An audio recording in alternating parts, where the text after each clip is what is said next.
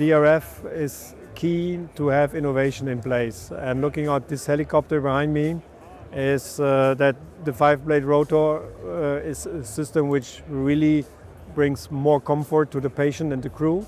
Then from the design point of view, I like the tail rotor.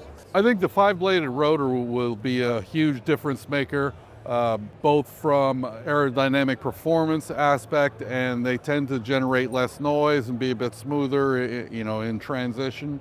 So I think that'll be huge. So the efficiency of the aircraft, the power of the aircraft, the space inside the aircraft is really compatible with our customers' missions.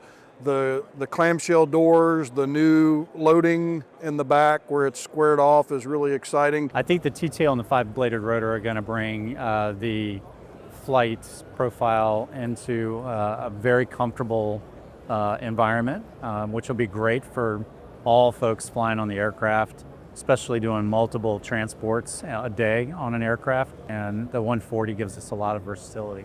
With this new design, I think it will bring a lot of positive impacts. So either the power setting on the one hand side, the size of the cabin on the other hand side, it's a next step into bring on EMS more quality, because we are a high quality operator and it's our definite target. If we do anything, it must be better than before.